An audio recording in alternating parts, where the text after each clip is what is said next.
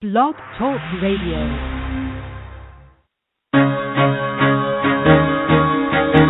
Carol the Coach. Sex, love, and relationships. We talk about it here. Carol the Coach.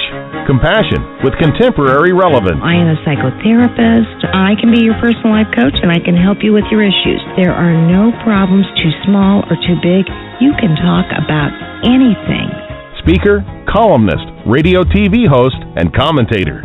Carol the Coach brings messages of wellness and empowerment within reach of everyday people every day. Almost 5 years ago, I lost my soulmate in an accident. He was killed in a plane crash. Life just, for me, has seemed to stop. There are groups all over the city. I teach one. It is a specific way to start thinking so that you shift how you see the world, which then shifts your energy, and then you feel better and you actually see things differently. Carol the Coach, always available too at carolthecoach.com. Now I've got Russell on the line. I'm 47 years old. I'm a truck driver. I am married. I have a wife in San Francisco. Okay. I haven't been home in 6 months. My thing is, I don't know if I have a sex addiction or what the problem is. Why do I want what I can't have? And as soon as I can have it, I don't want it anymore. You're right on target when you say, I don't know if I have a sexual addiction. Well, guess what? Yes, you do. And you know what? That's my specialty, Russell, so you're at the right place. Continue. I meet women online, and I'm in a different part of the country. I travel all 48 states, so I love sex. I hear self-esteem issues. You never felt good enough, and you didn't feel like you were getting what you should have then, and you're reenacting that now. Do you want to change that about yourself? You get what you need. I got an interesting email. I will tell you what, sometimes with our internet studio that we use, it is just not on target. I was hitting that stop button about 5 or 6 seconds ago, and it just wanted to keep on going. That is the beauty of an internet radio show done by me, Carol the Coach. Hi, I'm Carol Jurgensen-Sheets out of Indianapolis, Indiana. So glad to be with you tonight. You know, we do a lot of interesting things on this show. We talk about addiction. We talk about treatment centers. We talk about recovery tools. We really want the show to help you to understand what sexual addiction is all about, whether you be a sexual addiction client or a partner. And I say client because truly, if you have the disorder of sexual addiction, it's important for you to do what it takes to beat this insidious habit. And it's more than a habit. It's an obsession and it's a compulsion, and you can't do it on your own. And so I'm just a piece of the puzzle to help you work things out, as well as I talk about 12-step groups. I talk about Internet Recovery Nation. I talk about Smart Recovery. I talk about all those support groups that can help you to stay clean. And that's because you develop the fellowship. You typically have a mentor, a coach, or a sponsor, depending on what program you're interested in. And then we talk about all the readings, the great books, everything that can take your life to the next level and help you to get clean. I feel very blessed and honored to do this show, and sometimes I interview clients, sometimes I interview directors of treatment centers, sometimes I interview the founder of sexual addiction, Dr. Patrick Carnes. I mean, literally, I work at getting the experts in the field all over the world to come on the show and help you to understand what you need to do to make your life better. And so oftentimes we focus on partners because partners are so traumatized. They oftentimes experience post-traumatic stress, and so that's very, very difficult. And when that occurs, I want them to know that there are support groups out there, S-Anon, COSA, whether it be telephone meetings, which, of course, if you don't have a group close to you. You can find one online and just Google it. Or put in SAA.org or SA.org. See what comes up. See what you can find for you, but don't put it off. You may ask why. Well, I'm here to tell you. The reason is if you put it off today, it'll be harder to partake in it tomorrow. So when you feel the craving for therapy, for treatment, for support groups, follow that inclination now. And when you do, you'll find that it is well worth the investment of time, energy, and very rarely do the support groups cost money. Usually you just donate $1 or $2. So we never let money be the excuse for why you can't get help. Now, if you remember, I said last week what was just amazing to me is that the fallout of Jared Fogle really affected my life because he was from Indianapolis. And so I did lots of interviews.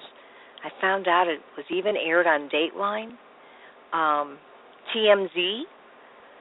I felt, again, so honored to be able to disseminate information in so many different ways. And you heard me say last week, I hope that when Jared gets clean and goes through his time and goes to treatment, allegedly he's there right now, what can happen is that he can be the spokesperson for sexual addiction.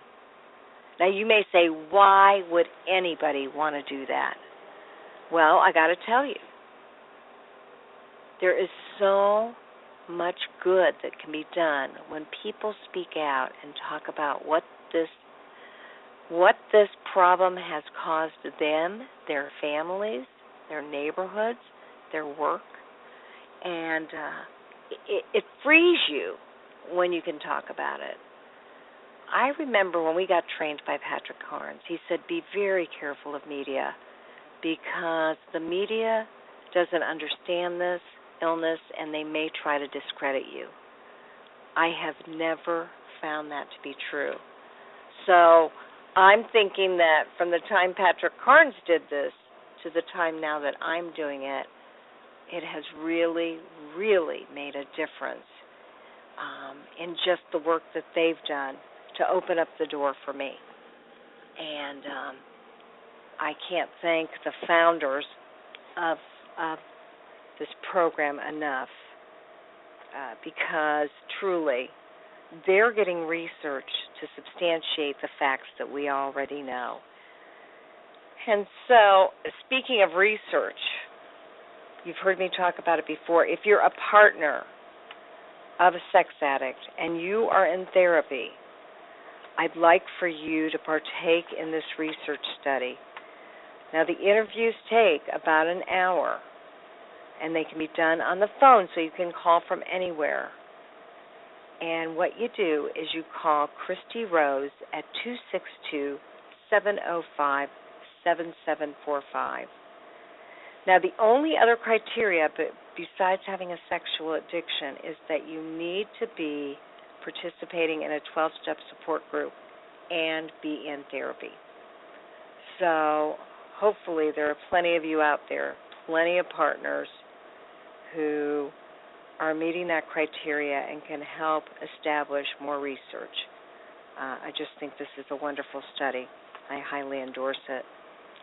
And I got to tell you, I got the nicest email last week, and it was from a listener, and he said, I wanted to drop a line and say how much I enjoy your show. It has been a massive encouragement to me.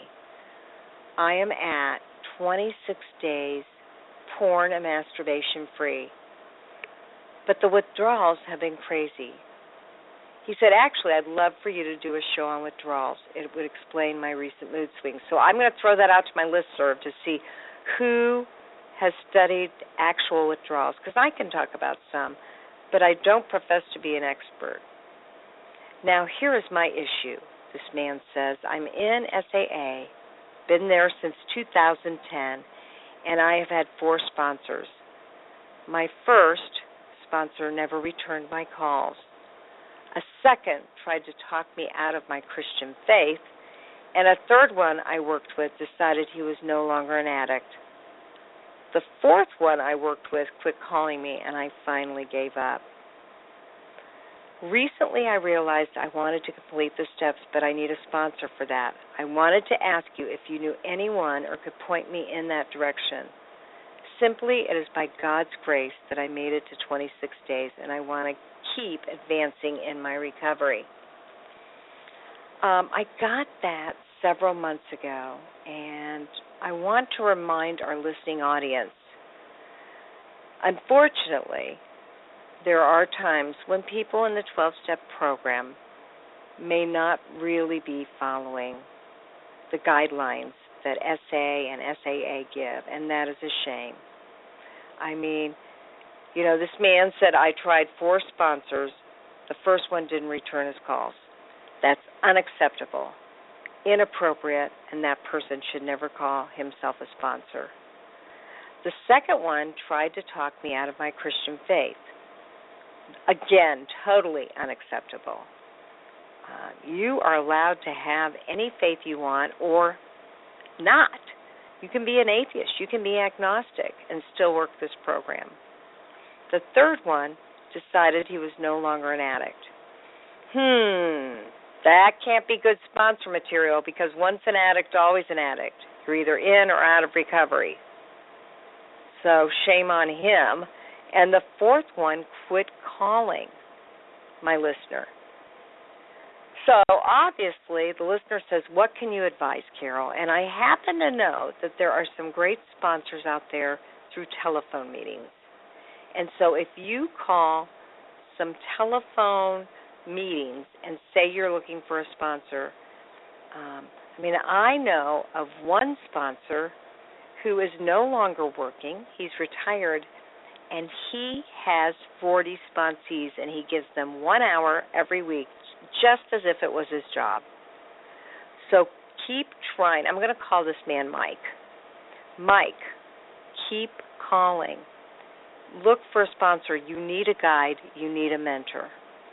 Or bring up the issue in your SAA group and say, I want to talk about the issue of sponsorship today. You know, you can't crosstalk, but you can clearly let people know what your issues are, what you're having trouble with. And then I say trust your higher power to get somebody to come over and bring you their phone number and say, hey, you can call me. So I hope you're still in major recovery. I know that it can be very, very tough. And I can't emphasize enough that you can't do it alone. You know, you might want to look for a workshop that goes through the 12 steps. That's another good way to get some active recovery. Because truly, you can't do it alone. You've got to have a committee. And a committee usually means a therapist who's skilled with sexual addiction and a sponsor and the fellowship. And I say sponsor, but again, if you were doing Recovery Nation, you wouldn't have a sponsor, you'd have a coach. So, you know, it's really a guide to help you through this. And you have to really believe in your sponsor. Your sponsor needs to be able to give you good advice. And you'll know whether you're getting good advice or not. Trust that intuition of yours, no matter who I'm talking to out there. But don't do it alone, because my fear is you won't make it. It's not like stopping smoking or giving up drinking. You can't do it on your own. This is a process addiction, and that means when you're dealing with a process addiction that it's impossible to do it on your own. Now, I hope I get a couple of people who say, hey, I was able to do it. That will give me some faith. But I got to tell you, the general public cannot do it on their own, and you have to use the recovery tools. And you've heard me say before, at least 8 of the 10, and they are a CSAT, a Certified Sexual Addictions Therapist, group therapy, the 12-step program or any facsimile thereof, a guide, a mentor, or a sponsor. You need to make phone calls to your fellowship. You need to do spiritual readings, meditate, prayer. You need to do recovery readings. SA and the SAA book are wonderful for that. And if you're a sex and love addict, they have their own Bible, their own big book, as Bill W. would say of Alcoholics Anonymous. You got to have healthy behaviors, and you may need filters for your computer or for your phone. So think about all those recovery tools and ask yourself honestly, how many of them do I practice a day? Okay, tonight we're excited to be interviewing a listener. Her name is Barb, and her story is really unusual, and I thought it would be very helpful to our listening audience to hear how she found sobriety, what she used to make that happen, and then being that she's a female sex addict, we're going to talk about how that might be different from male sex addicts. So I want to welcome Barb to the show. Barb, thank you so much for calling Sex Help with Carol the Coach. How are you? Okay, we have a little bit of a connection problem. Let's try it again. Barb, thank you for calling. How are you doing tonight? I'm doing well. Thank you for having me. Excellent. Now, tell me a little bit about yourself and how your addiction got started. And if you would, if you're on a speaker, take yourself off and talk clearly through your cell phone, because cell phones have a little less of a connection than the landline. So give us some scoop. Tell us about you.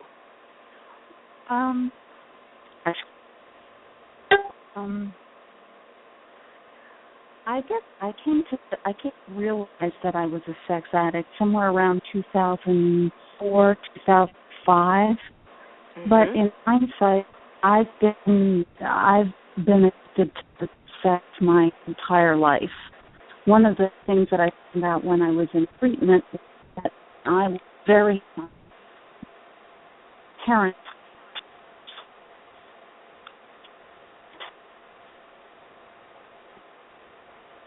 Boy, Barb, you are breaking up. I am going to ask you to call the show, and let's see if we can get a better connection. Just call back. And, again, you've got that number. So why don't you give us a call back, and let's try it again.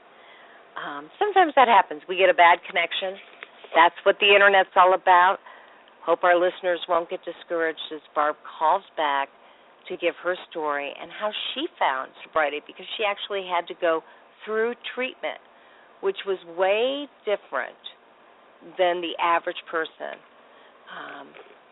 And yet some people really do need treatment. And when they need treatment, nothing else will work. They need that 30, 45, 60 days of intensive help to actually be able to heal some of the wounds so that they can be ready for their treatment with a therapist and their work in a 12-step group. And so I really appreciate the fact that obviously Barb was willing to do the hard work and get that done, because I'll tell you what, this issue is rough, and she worked very, very diligently to get clean and sober. And you heard her say her sex addiction started way before she realized that she needed treatment. So she must be having trouble with her phone. She did drop, and I hope that she is calling back in. Because our number, if you have questions, is 646-595-3284. And we encourage anybody to call the show and ask questions. because that's what this show is all about. Now, I'll tell you a little bit about Barb. She has several children, and they mean the world to her. They're all adult children. She homeschooled them because she became ill with a thyroid disorder. She has a master's degree, and her husband is a practicing physician. So, obviously, she was living a life that some people would really, really want. She used to attend Sexaholic Anonymous 12-step meetings and actually had to make a 2-hour drive to get to the meetings and to get back. And so, you know, it was really, really difficult for her, but she made it her mission to get the treatment that she needed. And boy, that shows real dedication. Because let's face it, a lot of people say, I don't want to drive 20 minutes. I don't want to drive 30 minutes to a meeting. That's just too much work. And yet what I know to be true is the more you invest in the meeting or getting to your therapist, the more you put the time into it, the better it is. And so, clearly, you know, I know that may be resistance on your part if you're thinking about a meeting that's in another town, but it is what oftentimes needs to happen. And I really admire somebody who puts that kind of time in. They're going to make it happen when they're that dedicated. Now, Barb continued to attend SA meetings for about 5 or 6 years, even though she had the most affinity for a group called SAA, or Sex Addicts Anonymous. But the nearest meeting for her was 6 hours away. She has made it her mission to stay in touch with her original sponsor, which is great. And she's got the program down. She knows what to do. But she says, you know, it's a struggle. Sometimes she even will go to an AA or an NA meeting to be reminded about the 12-step principles. And that's what you can do. I remember the first time I worked with somebody, a referral from the hospital. And this man had an addiction, and it had caused him his job. He was a teacher. And he was looking at pornography while he was working. And after about 2 years of this, the IT department caught up with him. And not only did they find pornography, but they found child porn. And so he admitted himself to the nearest hospital because he really wanted to get some help. He knew he was going to jail. He said, I knew that. I just knew in my heart that was going to happen. And he felt like his child porn use was a result of being very curious about young men because he believed that he might have been a latent homosexual. He wasn't sure, and his curiosity was with young boys because he was very interested.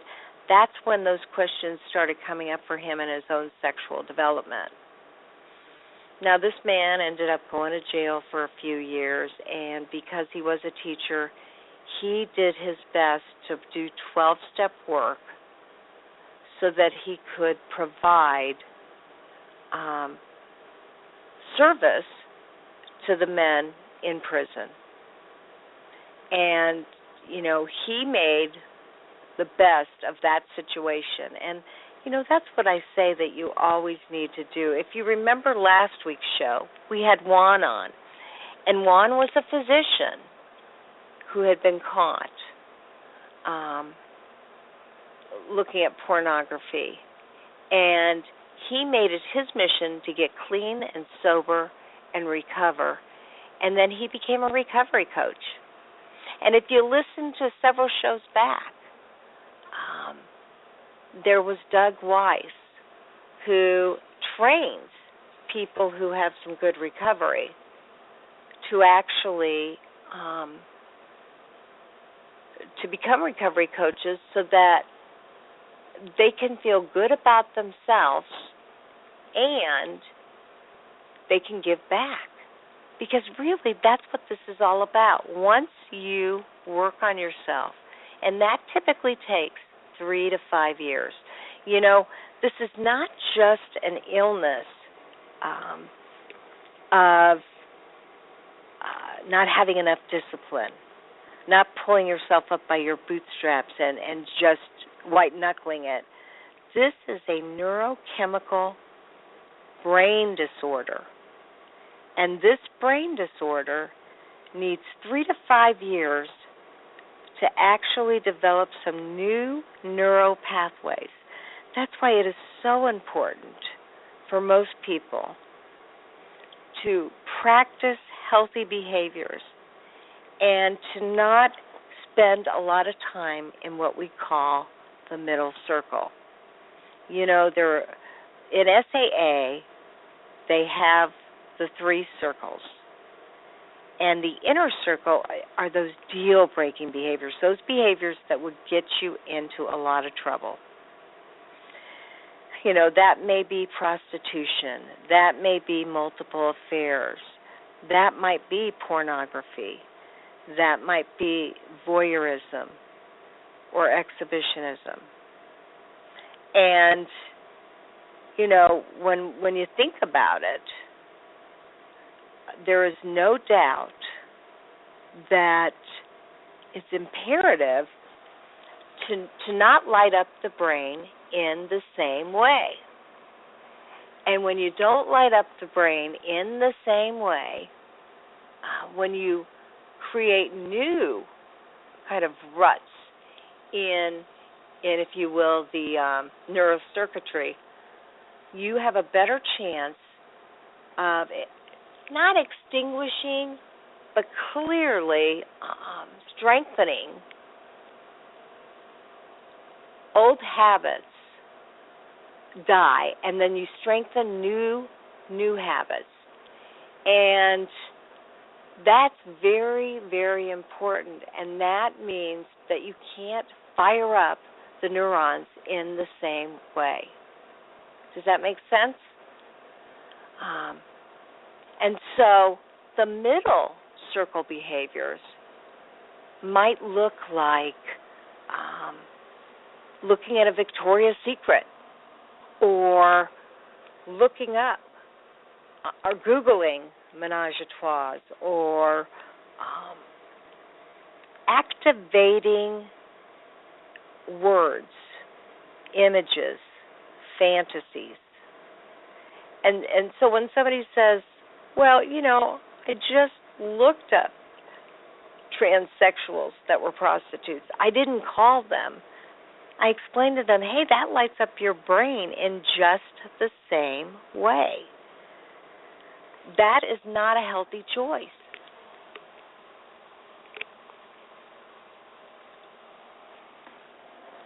And so that's the middle circle. It may not be the behaviors that you think are really cheating on your wife or husband, but if they activate that reward center, they really should not be toyed with. You shouldn't be dabbling with that at all. And I highly recommend that you take a look at your middle circle behaviors and get honest with yourself. Is that a way to keep this pornography, perhaps, addiction going? Because you are looking at Playboys, or you are looking at Victoria's Secrets, or you are Googling women in bathing suits, whatever. And then that outer circle are all the healthy behaviors that create new neural pathways in the brain. That may be spending time with your kids and really being in the moment and enjoying them for who they are and what they do. That may mean exercise, because we know exercise produces dopamine in a healthy way, unless, of course, it becomes a real compulsion. That may mean date night with your husband or your wife and having fun together and really figuring out, what do we need to feel like we're a team again? I know that most women want that more than anything from their spouses. And when their spouses are sex addicts, they want safety, connection, and trust. And certainly healthy circle behaviors are important in developing that. And that's why I really encourage you to work on those healthy circle behaviors.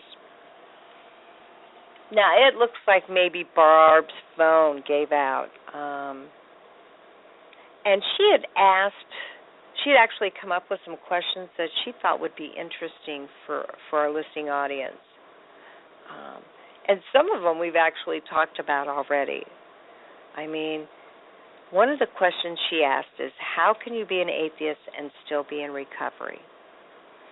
And as in AA, Alcoholics Anonymous, or NA, Narcotics Anonymous, or any 12-step group, your higher power, which is how the books refer to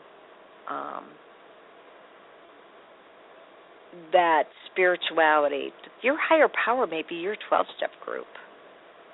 It's whatever keeps you sober, recovered, that you can depend on, that won't fail you. I do think that being an atheist makes it harder. And maybe I can get one of my clients to talk about how he has gotten around that, because he sure doesn't want to be talked into spirituality in the form of religion. But he says, I could not be recovered today if it weren't for my frequent 12-step groups. And when he first got out of treatment, he went to 90 meetings in 90 days and then did it again. Went to another 90 meetings in 90 days. And right now I'm working with a gentleman. I'm consulting with him. I am not providing therapy, but I'm getting him to the right resources and helping him with Facing the Shadows, probably the best workbook on how to get healthy. And he, too, says, I don't believe in organized religion at all. I really believe in the program, though. I am going to lots and lots of recovery groups. And so, that is his medicine of choice. And it's very, very helpful. So I would encourage anybody to bring that up in their 12-step meetings, because when you feel like you're going to have a problem with something that's occurring in your 12-step group, you want to be able to talk about it. Now, again, there is no crosstalk, which means Sam can't make a statement and then Joe answers it and then Tom comments on it and then Bill comments on that. You go around the circle and everybody gets a chance to talk about the topic and how it applies to their life. And oftentimes in that group they will ask, does anybody have a topic they'd like to bring up? So that can be very helpful too. When the next question Barb asked is, isn't sex addiction just an excuse for men who cheat? And, that is the prevailing philosophy of a lot of people that don't know any better. I was talking about an interview I did on a news segment where a woman that was about 60 miles away from where I work was a teacher's aide, and she was married to a man who had a fairly important position in the community. And she got on Snapchat and Instagram and solicited young boys and said to them, I want to teach you about oral sex. And she had a whole list of young men that were interested in that. So this woman was a predator. She was participating in a sex crime. And she would literally go to the school after school, pick these kids up, teach them about certain sex acts, and then drop them back off. It was so apparent that this was not a woman who was abusing a younger child for a relationship. She was a female predator. And because it was a woman who was orienting boys to different sexual experiences, there were so many people that responded to the news story and talked to the newscaster and said, wow, I wish that had happened in my school. I would have given anything to have had that occur.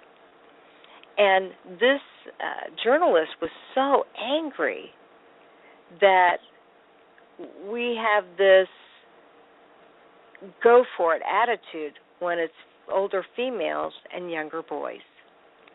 And I would agree with that. It's that same mentality isn't sex addiction just an excuse for men to cheat?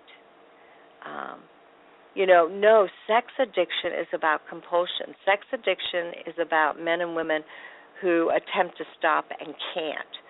Sex addiction is about destroying lives and destroying one's integrity. It is not about exploiting somebody and everybody living happily ever after.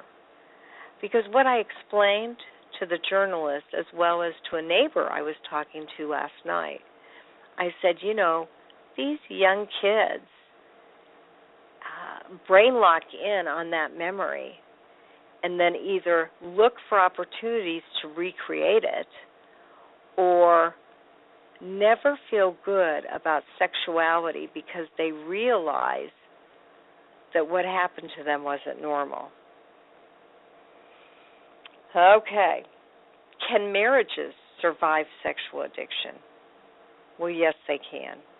And so many of them do. I was just talking to a woman this morning, and I said to her, I meet women and men whose spouse cheats on them once.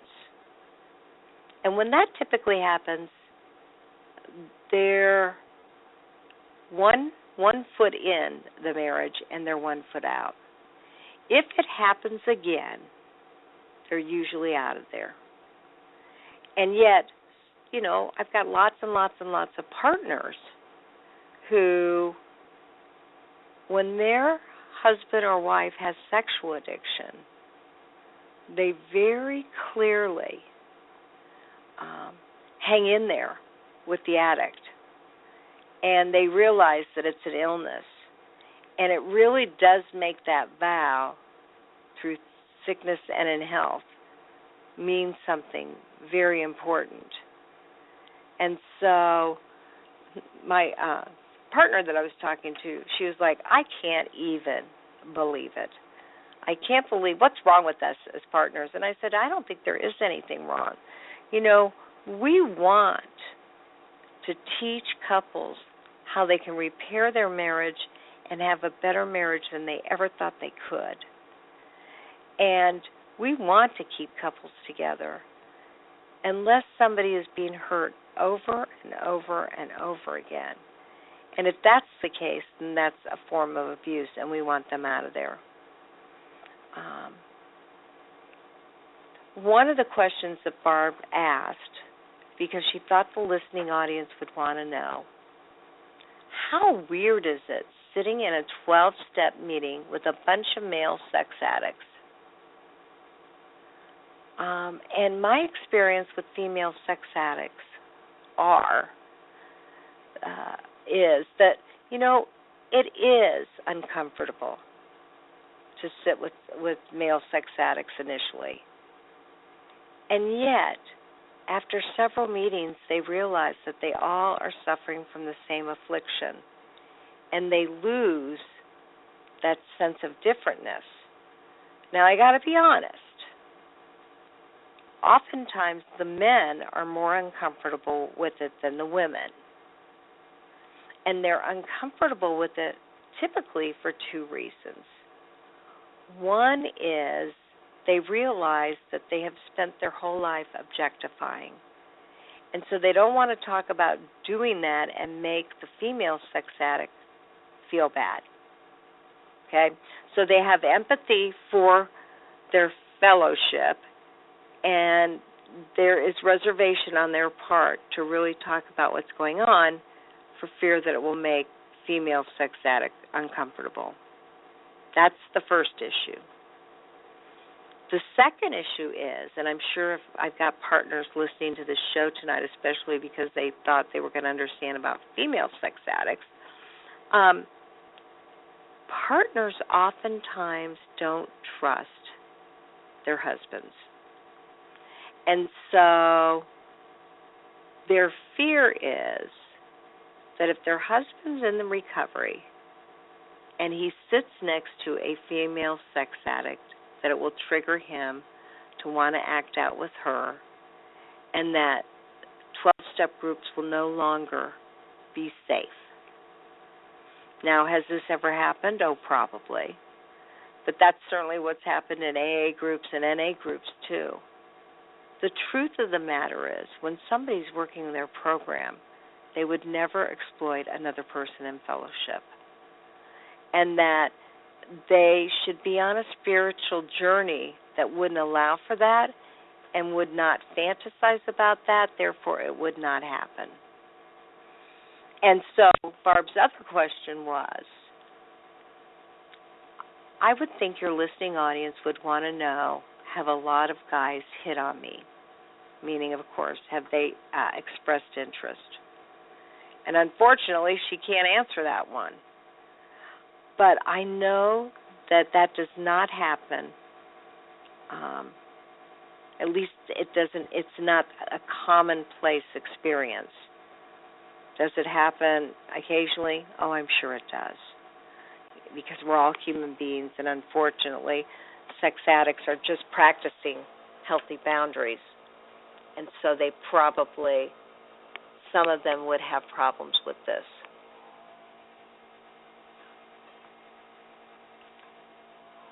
But my general rule of thumb is that most sex addicts have a real understanding for and a real respect for other addicts, be them male or female, and would never take advantage of that or cross that boundary. However, that being said, I truly encourage my female sex addicts to create groups on their own. And the reason being is that it's a safer environment. They really can't say anything. They don't worry about a male judging them. And it takes the sexuality out of it. And so that is my belief, that females really need to work diligently to start their own meetings, to have separate meetings. It's just a better way to go about it. Now, there are different types of meetings. You've heard me say there's Sexaholics Anonymous, and and that's called SA, and there's SAA, Sex Addicts Anonymous, and there's a little bit of a different spin in both of those groups, and I would encourage you to try both to see which one feels the best for you. Sex Addicts Anonymous tends to, because they have the three circles, they tend to typically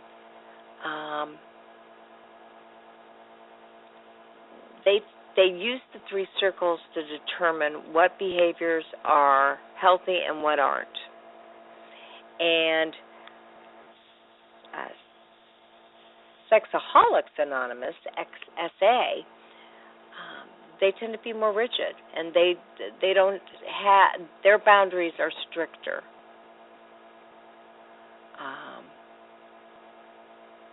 Now, the other thing is there is SLAA, and that's Sex and Love Addicts Anonymous. And that is a really specialized group for people that fall in love a lot and then may use sex as part of that issue. That may end up being a part of the addiction, but so is the love. And those meetings are fewer and further between, and unfortunately, I have to say, we need more of those meetings around, especially for women. Now, when is it good to go to residential treatment? You know, when a sex addict has tried and been unsuccessful in maintaining recovery, that's a great time to get into residential treatment and to get out of your environment and to get in a healthy environment and really work on the traumas that have occurred in your life. Or if you know that you've been sexually abused or sexually exploited, maybe you were physically and emotionally abused and you have a lot of dark wounds that you use sex to medicate. And, you know, outpatient therapy isn't intensive enough to heal those wounds. That's another really good time to use a residential treatment center. And more treatment centers are beginning to take insurance, and I'm so thrilled about that. Because usually there's a co-occurring mental health issue like depression or anxiety or obsessive-compulsive behavior. And the treatment center can bill under that and do a lot of the core issue family of origin work, and as a result, get to the crux of maybe your drinking issue or sex addiction. So, you know, that's something to always ask at the time of intake. And an intake is when you make that initial call to see if that's the right place for you. And let's face it, with the internet, you can see what the programming is like. And then it really does matter how you're treated at the time of intake. And an intake worker should be able to answer most of your questions and figure out, will your insurance pay if you're lucky enough to have insurance. And they're supposed to be able to refer you to other centers that do take insurance if they don't. And so, you know, you make the call and then you ask the professionals to do some of the work. And that is how that whole situation plays itself out. Now, next week, we're going to be talking with Deborah Schiller. Believe it or not, we're both going to be working on Labor Day, providing the show. A lot of times on a holiday, I will run a favorite repeat show, but she was nice enough. She is the director of the Gratitudes program at Pine Grove, And she said, no, that would be a perfect time for me to talk about the gratitude program and to talk about Ashley Madison and talk about what is this compulsion for people where their relationships are never good enough. Now, I say that, and yet I tell my partners all the time, you know, when your husband or wife cheats on you, this is not about you not being good enough. This is not about sex not being good enough. This is the addict's choice to look elsewhere for sexual behaviors that medicate his or her wounds. Does that make sense? So I'm not saying that in a marriage there might not be some sexual problems. I'm not saying that in a marriage somebody who is very controlling and puts the addict down, you know, for the way they parent or the way they fold their socks or the way they provide. I'm not saying that that doesn't contribute towards the issues that have helped to escalate the sexual addiction, but truly, we always talk about an addict is 100% responsible for their own behavior. And I believe that wholeheartedly. As a matter of fact, I wrote about that. For the mainstream person, I wrote about what is sexual addiction and how is that different than any other issues you have in your marriage. And one of the components of that article was talking about being 100% responsible for your behavior. Because as long as you blame somebody else for the issues that you have, you're not going to get healthy. And that is just the way it is. You're not. And so how do you take 100% responsibility for yourself and still entertain the fact that, you know, if you're married, if you're living with somebody, if you're in a relationship with somebody, there are things that are probably going to trigger you. Absolutely. And that's a coaching principle that I ascribe to, is being 100% responsible for your behavior. It is the number one coaching principle that I work with everybody, because I want them, and myself included, if I'm not the right weight, I don't want to blame my age, I don't want to blame my body type, I don't want to blame my husband, I don't want to blame work. You know, unfortunately, a lot of teachers can tend to be heavy because there is a lot of food available to them 24 hours a day. You know, and they say, I can't lose weight because it is everywhere. Well, you've got to figure out, how do you become 100% responsible for your behavior so that you deal with those triggers that are around you every single day. And let's face it, that's an issue for everybody, whether you're an addict or not. But I love that. I love knowing that I'm 100% responsible. And that's where a therapist can really help you brainstorm how to get out of cycles and how to get into healthy environments. And, you know, so that you aren't blaming somebody else, you're taking charge for your own behavior. And that is Therapy 101. Okay. So I hope that I've helped to make things clearer for you. I can't wait to talk with Deb Schiller next week, because anything that says the gratitude program is intriguing to me. You've heard me say it before. If you want to be happy, just in general, you want to increase your happiness factor, you have to have 3 things in your life. The first is you need to stay in the moment. And what I mean by that is that you have to get better at focusing in on what is happening right in your own life. Does that make sense?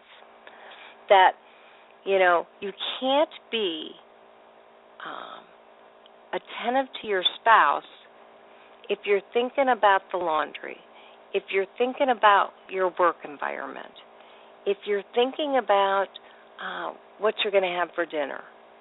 You got to learn how to focus, and that's really tough for us because, we got these cell phones that are sending us texts and emails and blah, blah, blah, and we have games that have taught us how to look for one screen and then the next and the next and the next. And if you got a porn addiction, you've trained your brain to do that too. So staying in the moment is so imperative.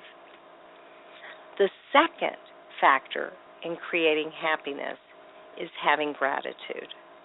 And that means looking at your life and asking yourself what is going right, as opposed to focusing on what is going wrong.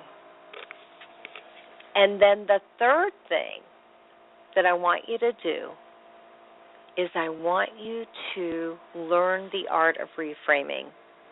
And when you use reframing, it's like framing a picture.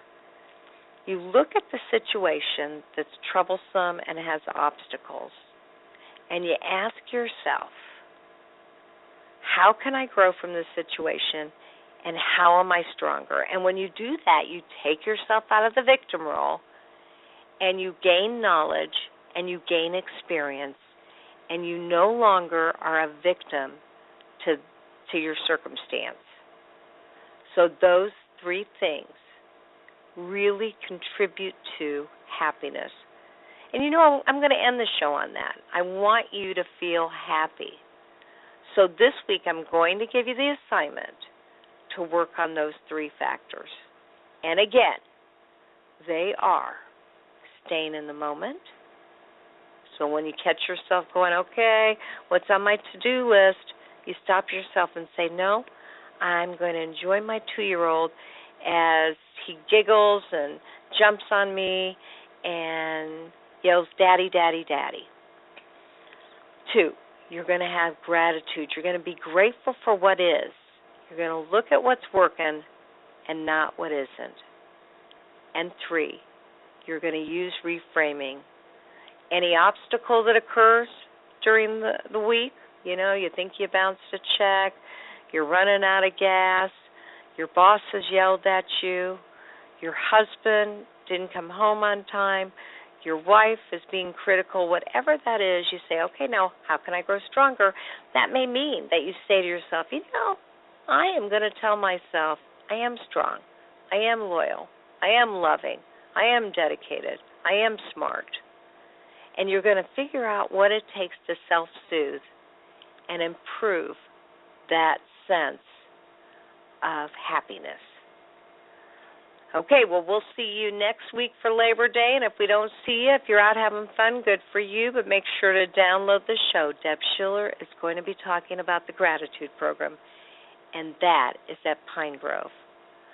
I so appreciate you listening tonight. I'm sorry Barb had a bad connection, but you know what? It gave you and me time to be together, and that's what it's all about. Now get this. It's about intimacy. And intimacy is having a close connection with somebody, and that does not have to be sexual. That can be closeness with your teenage son or daughter. That can be closeness with your puppy. That can be closeness to your sibling. That can be closeness to your therapist or your radio talk show host.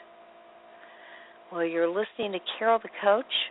I'm Carol Jurgensen-Sheets. This is Sex Help with Carol the Coach. Go to my website, www.sexhelpwithcarolthecoach. And feel free to email me at carolthecoach@aol.com if you have any questions. And as I say at the end of every show, there will only be one of you at all times. So fearlessly have the courage to be yourself. I so appreciate you and your strengths. Why don't you identify 5 of them and carry those with you for the rest of the week? We'll talk with you next time.